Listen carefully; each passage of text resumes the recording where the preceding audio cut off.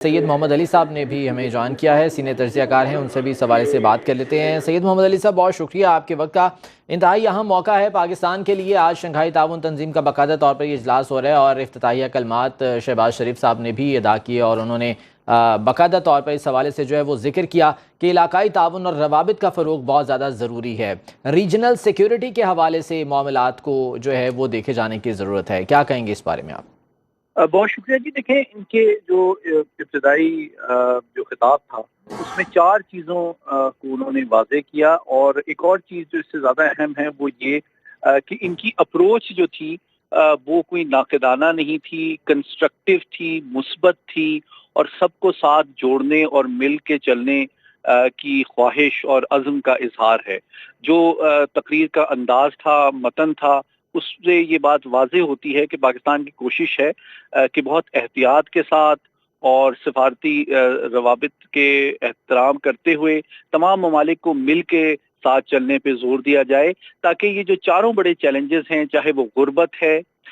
چاہے ماحولیاتی تبدیلی ہے، چاہے دہشت گردی ہے، یا جو ہماری کنیکٹیوٹی کے حوالے سے اور تجارت کے حوالے سے جو چیلنجز ہیں، ان کا ہم مل کر مقابلہ کر سکیں۔ تو سب سے امپورٹنٹ بات جو ان کے خطاب میں ہے وہ یہ ہے کہ ان تمام چیلنجز جو ہیں ان سے عہدہ برا ہونا اسی وقت پاسبل ہوگا جب ایس سی او کے یہ تمام ممالک جو ہیں وہ تاریخ سے سبق لیتے ہوئے اور باہمی تعاون کو فروغ دیں گے، مل کر سفارتی آداب کے مطابق، عالمی قوانین کے مطابق ملٹی لیٹرل سولوشنز ڈھونڈیں گے ان تمام چیلنجز کے،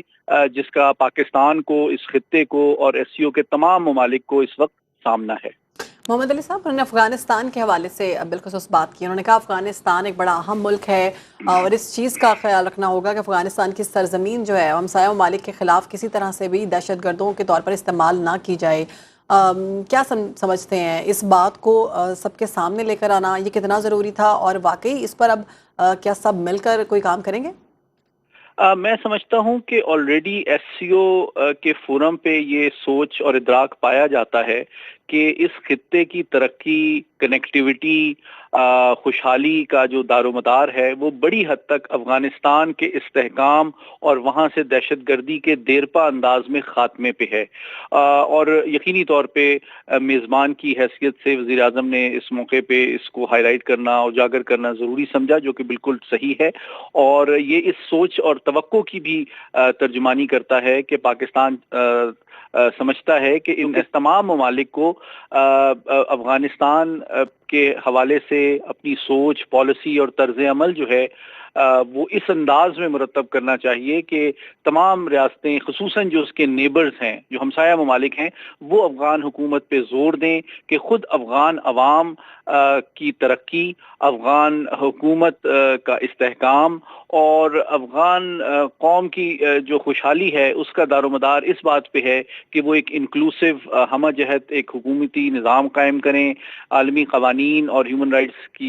کا احترام کریں، اپنی جو کمٹمنٹس ہیں بین الاقوامی برادری سے، خصوصاً دہشت گردی کے اپنے سرزمین سے خاتمے کے حوالے سے، ان کو پورا کریں، تاکہ یہ تمام ممالک جو ہیں وہ افغانستان کے حوالے سے اس کی ذمہ داری اور اس کے اعتماد میں ان کے اضافہ ہو سکے، اور وہ مل کر افغانستان کے بھی ترقی، سلامتی اور خوشحالی میں ہاتھ بٹا سکیں، جس کے نتیجے میں پھر یہ پورا خطہ جو ہے وہ ترقی، خوشحالی اور سلامتی کی نئی منزلیں طے کر سکے۔ محمد علی صاحب، اکنامک سیکیورٹی کے حوالے سے بھی میں بات کرنا چاہوں گا، لیکن اس سے پہلے اگر ریجنل سیکیورٹی ایشوز کی بات کریں، رشیا یوکرین کے ساتھ جنگ میں الجھا رہا، مشرق وسطیٰ کی جنگ میں ایران جو ہے وہ شامل ہے، اس کے بعد پاکستان کے ایشوز بھارت کے ساتھ کشمیر کے معاملے پر، اس محاذ پر جو ہے وہ چل رہے ہیں، سرد مہری ویسے ہی ہے، تو یہ ریجنل جو سیکیورٹی ایشوز ہیں انہیں ایڈریس کیا جانا بہت ضروری ہے اس پلیٹ فارم سے، اس بارے میں کیا کہیں گے؟ یقینی طور پہ دیکھیں، جو وزیر اعظم نے 4 اہداف کی نشاندہی کی، وہ یقینی طور پہ علاقائی سلامتی، یا جس کو ریجنل سیکیورٹی کہتے ہیں، علاقائی استحکام جس کو اسٹریٹجک اسٹیبلٹی کہتے ہیں، اور ترقی اور خوشحالی کے اوپر انہوں نے زور دیا. تو یقینی طور پہ یہ چاروں جو اہداف ہیں وہ ایک دوسرے سے جڑے ہوئے ہیں اور ایک دوسرے کے اوپر ان کا انحصار اور دار و مدار ہے. یقینی طور پہ جس طرح افغانستان کی بھی ابھی ہم نے بات کی کہ جب تک وہاں پہ سلامتی اور استحکام نہیں آئے گا یقینی طور پہ ان لوگوں کا معیار زندگی بھی بلند نہیں ہو سکتا اور اس علاقے میں جو کنیکٹیوٹی تجارت کے حوالے سے جو مواقع ہیں ان سے بھی بھرپور انداز میں فائدہ نہیں اٹھایا جا سکتا. تو میں سمجھتا ہوں کہ یہ جو چاروں اہداف ہیں علاقائی سلامتی کے، علاقائی استحکام کے، ترقی اور خوشحالی کے، یہ آپس میں مربوط ہیں اور میں سمجھتا ہوں ترقی اور خوشحالی تو اس خطے کی ممکن ہی نہیں ہے جب تک کہ یہاں پہ افغانستان میں استحکام نہ آئے اور ہمارے جو دیر پا جو مسائل ہیں اس خطے میں وہ پرامن اور عالمی قوانین کے مطابق ان کو حل نہ کیا جائے. اکنامک سٹیبلٹی کا بھی آپ نے ذکر کیا محمد علی صاحب. ٹریڈ اس حوالے سے بہت زیادہ ضروری ہے. جو شنگھائی تعاون تنظیم کے رکن ممالک ہیں ڈیفینیٹلی انہیں بھی اس حوالے سے اقدامات اٹھانے کی ضرورت ہے. وزیر اعظم صاحب نے بھی اس کا جو ہے وہ ذکر کیا. کتنا امپورٹنٹ ہے اس وقت، چونکہ ہم بھارت کے ساتھ بھی یہ بات کرتے ہیں کہ تعلقات کم از کم اس حد تک نارملائز ہوں کہ ٹریڈ جو ہے وہ شروع ہو جائے، تاکہ ہمسائے تو ہم بدل نہیں سکتے تو ٹریڈ کا سلسلہ تو جاری رہنا چاہیے. دیکھیں بھارت کا معاملہ تھوڑا سا پیچیدہ ہے. اس کی وجہ یہ ہے کہ جو تجارت کا پہلو ہے اس کو ہم عالمی قانون، اقوام متحدہ کی قراردادیں، مسئلہ کشمیر اور بھارت کی مسلسل جو درپردہ پشت پناہی ہے دہشت گرد تنظیموں کے حوالے سے پاکستان کو ڈیسٹیبلائز کرنے کے لیے، اس سے الگ کر کے نہیں دیکھ سکتے. تو یقینی طور پہ تالی دونوں ہاتھ سے بچتی ہے. ہم نے آج بہت سفارتی آداب کے مطابق خوش اخلاقی اور کھلے دل اور ذہن کے ساتھ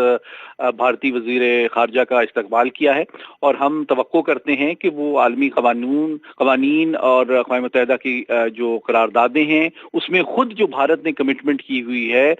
کشمیری بہن بھائیوں سے اس کو پورا کرے اور دہشت گردی کی جو پشت پناہی ہے وہ بند کرے، تاکہ دونوں ممالک میں جو اعتماد کا فقدان ہے اس میں کمی لائی جا سکے اور پھر بتدریج ہم اگر ان مسائل کو حل کرتے ہیں تو کوئی وجہ نہیں کہ ہم معاشی تعاون اور ترقی کی طرف بھی بڑھ سکیں. لیکن یہ ایک دن کا سفر نہیں ہے. بات دراصل یہ ہے کہ بھارت کو اپنی سوچ اور اپنے اس خطے میں جو بالادستی کا خواب ہے جب تک وہ اس پہ نظر ثانی نہیں کرتا، اس خطے کے صرف پاکستان نہیں جو تمام اس کے ہمسایہ ممالک ہیں وہ اس کے حوالے سے خدشات رکھتے ہیں اور اس کی جو ڈیسٹیبلائزیشن کی پالیسی ہے اس کا نشانہ بنتے رہے ہیں. تو یہ صرف پاکستان کا معاملہ نہیں. ابھی آپ دیکھیں بنگلہ دیش میں بھی جو حکومت نہیں آئی ہے تو فوری طور پہ بھارت کی سوچ اور انداز فکر جو ہے اس کا مزاج ہی بنگلہ دیش کی جانب تبدیل ہو گیا ہے اور بڑی جارحانہ اسٹیٹمنٹ سامنے آ رہی ہیں. آج آپ جانتے ہیں کہ کل ہی بلکہ کینیڈا سے بھی بھارت کے جو سفیر اور 6 سفارتکار ہیں ان کو ملک بدر کیا گیا ہے ان ثبوتوں کی پیش نظر کہ وہ وہاں دہشت گردی میں ملوث ہیں. تو یہ وہ حقائق ہیں جس کا بتدریج عالمی برادری کو احساس ہو رہا ہے اور بلکہ میں کہنا چاہوں گا روس کو بھی امریکہ کے بہت زیادہ جب بھارت قریب ہوتا جا رہا ہے تو اس کے حوالے بھارت کے حوالے سے خدشات جنم لے رہے ہیں. تو میں سمجھتا ہوں کہ بھارت کے اوپر ذمہ داری عائد ہوتی ہے، اونس از آن انڈیا، کہ وہ پروو کرے اپنے ذمہ دارانہ طرز عمل سے کہ وہ انتہا پسندی، دہشت گردی کی پشت پناہی اور علاقائی بالادستی کے خواب کے اوپر نظر ثانی کرے اور عالمی برادری اور خطے کے ایک مثبت اور ایک امن پسند ریاست کے طور پہ اپنے آپ کو ثابت کرے، تاکہ ہم تمام اس خطے کے ممالک مل کر غربت اور دیگر جو مسائل ہیں ماحولیاتی تبدیلی ان کا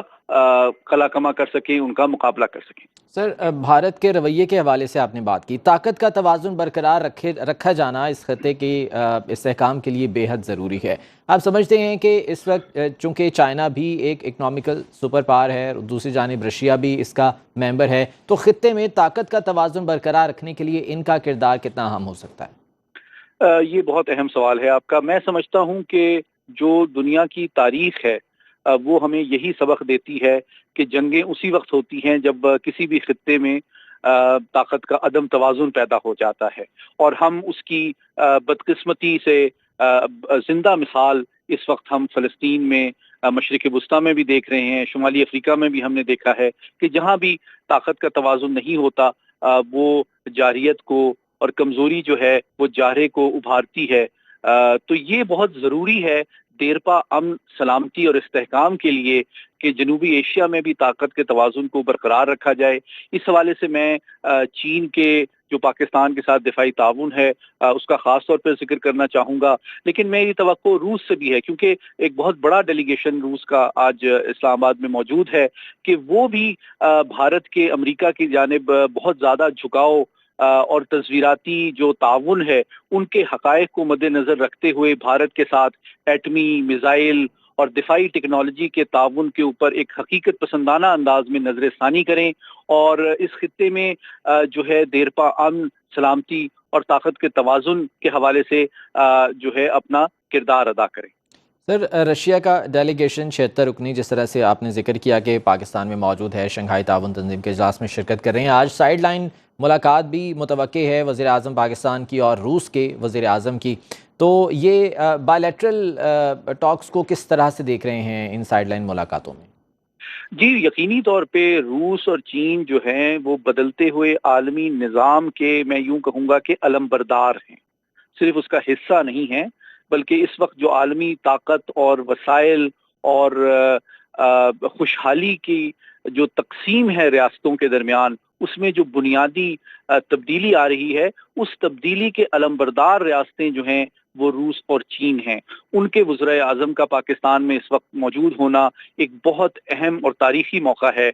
कि वो कैसे अपनी कौम की और आलमी बरादरी की जो तवक्कुआत हैं उसकी तर्जुमानी करते हुए ये मौका जो है उसको इस्तेमाल करते हैं कि दुनिया के निज़ाम में, दुनिया की दौलत की तक़सीम में, दुनिया की वसाइल की तक़सीम में, दुनिया की ताकत के तवाज़ुन की तक़सीम में किस तरह एक मुनसिफ़ाना, पुरअमन और देरपा निज़ाम तमाम ममालिक के साथ मिल के ताउन के ज़रिए से मुरतब किया जाए, जिसमें सिर्फ चंद ताकत, वसाइल और खुशहाली चंद रियासतों के पास ना हो, बल्कि उसके जो सम्राट हैं वो मुनसिफाना और देरपा अंदाज में दुनिया की तरक्की पजीर ममालिक तक भी पहुंच सकें। और इसके नतीजे में जो आलमी बरादरी और आलमी इदारे हैं जिस तरह अक़वाम मुत्तहिदा, चूँकि बदकिस्मती से वो तरक्की पजीर दुनिया के मसाइल और गुर्बत, खुशहाली और जो डिस्प्यूट्स हैं, क्लाइमेट चेंज है, इवन कोविड का जो मामला था, उसमें वो अपनी जिम्मेदारियां पूरे करने में बदकिस्मती से नाकाम नजर आते हैं। तो अब जो तरक्की पजीर दुनिया है, एशिया है, अफ्रीका है, लातीनी अमेरिका है, ये चीन और रूस की जानिब देख रहे हैं, क्योंकि उनको मगरबी ताकतों के सामने इस्तेहसाल का सदियों पर मुहीत तजुर्बा है। तो वो अब तवक्को करते हैं कि रूस और चीन एक ज़्यादा मुस्बत, एक इंक्लूसिव, एक मल्टीलैटरल, नॉन इंटरवेंशनिस्ट और पुरअमन अंदाज में अपने तरक्की के सफ़र को और उसके सम्राट को कैसे तरक्की पजीर ममालिक के साथ शेयर करते हैं, ताकि ये सफ़र हम सब मिल के तय करें और ताकत और जो खुशहाली है वो सिर्फ चंद रियासतों या चंद हाथों तक महदूद ना रहे। मोहम्मद अली साहब, डेफिनेटली इस वक्त चाइना और रूस की तरफ तो अक़वाम आलम की नज़रें हैं ही। हमने देखा कि बहुत से ऐसे दुनिया के इशूज़ हैं जिस पर अक़वाम मुत्तहिदा शायद ज़ुबानी जमा खर्च के अलावा आगे नहीं बढ़ सका, उस पर कुछ नहीं कर सका। बहुत सी मिसालें हमारे सामने हैं। तो ये जो प्लेटफॉर्म है शंघाई ताउन तंजीम का, आप समझते हैं कि मुस्तक़बिल में ये इस अहमियत का हामिल होगा कि यहाँ पर अक़वाम आलम के इशूज़ जो हैं वो रिज़ॉल्व करने के हवाले से बात की जा सकेगी? ये बहुत अहम सवाल है आपका। देखिए, दो ऐसे फोरम हाल ही में इमर्ज किए हैं, एक उसमें एससीओ है और दूसरा ब्रिक्स है, जो कि इस ख्वाहिश और ज़रूरत की तर्जुमानी करता है कि सिर्फ मगरबी ताकतों के कंट्रोल में दुनिया के माशी वसाइल नहीं होने चाहिए और दुनिया में जो सिर्फ एक करेंसी है वही तमाम तिजारत की वाहिद यानी कि ज़मानत नहीं होनी चाहिए। और अभी परसों जो हमारा मुआहदा चीन के साथ भी हुआ करेंसी एक्सचेंज का, मैं समझता हूँ इसी किस्म के बायलैटरल دو طرفہ معاہدے چین باقی تقریباً 50-60 ممالک سے کر رہا ہے اور کرنا چاہتا ہے، تاکہ چین کو بھی یہ احتمال ہے کہ امریکہ چونکہ اس کی سب سے بڑی تجارتی منڈی ہے، لیکن امریکہ اپنے معاشی دباؤ کو چین کے خلاف اب بڑھا رہا ہے ایک پالیسی کے طور پہ، اور عالمی سطح پہ جو چین کی ایک گلوبل انڈسٹریل سپلائی چین ہے اس کو منتشر کرنا امریکہ اپنی قومی سلامتی کا اہم ترین ہدف سمجھتا ہے۔ تو یہ بہت ضروری ہے کہ اس وقت چین جو ہے اس خطرے کو بھانپتے ہوئے تمام ممالک کے ساتھ جو ہے وہ دو طرفہ سطح پہ کرنسی ایکسچینج اور ٹریڈ کو فروغ دینے کی کوشش کر رہا ہے، تاکہ جو مغربی طاقتوں کا چین کو معاشی طور پہ علیحدہ کرنے اور اس پہ دباؤ ڈالنے کی کوشش ہے اس کو ناکام بنایا جا سکے۔ لیکن پاکستان کا چیلنج جو ہے وہ ذرا مختلف اس لیے ہے کہ ایک جانب یقینی طور پہ چین جو ہے وہ پاکستان میں سب سے بڑا فورن انویسٹر ہے، ہماری انفراسٹرکچر ڈیولپمنٹ میں سب سے بڑا حصے دار ہے، لیکن ابھی بھی ہماری جو تجارتی منڈیاں ہیں، جو ہمارا ایکسپورٹ ریونیو ہے، وہ ابھی بھی شمالی امریکہ اور مغربی یورپ ہماری سب سے بڑی منڈیاں ہیں۔ تو اگر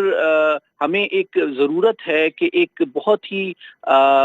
ڈیلیکیٹ اور حساس ہم نے بیلنس اسٹرائک کرنا ہے کہ ہم چین اور روس کے ساتھ ٹیکنالوجیکل اور اکنامک تعاون کو بھی آگے بڑھائیں، لیکن ہم مغربی طاقتوں کے بھی خلاف استعمال نہ ہوں، اور ان کی جو تجارتی منڈیاں ہیں ان تک رسائی بدستور ہمیں دستیاب رہے، جی تاکہ ہم اپنے معاشی مسائل سے بھی جو ہے وہ عہدہ برا ہو سکیں۔ لیکن اس میں سب سے بڑی اپرچونٹی یہ ہے کہ جو سی پیک 2 کا منصوبہ ہے، اس جی میں سب سے بڑا جو فوکس ہے وہ ہوگا صرف انفراسٹرکچر ڈیولپمنٹ پہ نہیں ہوگا، بلکہ ہماری افرادی قوت کو وہ ہنر، وہ تعلیمی صلاحیت دینے کی ہے کہ ہم اپنے داخلی وسائل کو ترقی دے کے دنیا کی منڈیوں میں کمپیٹیٹو اور ویل پرائس پروڈکٹس کے طور پہ اہم پیش کردار کر جو ہے سکیں وہ ادا اور اسی قرضوں طرح پہ سے اپنا کر انحصار سکتے ہیں۔ کم کر سکیں۔ ٹھیک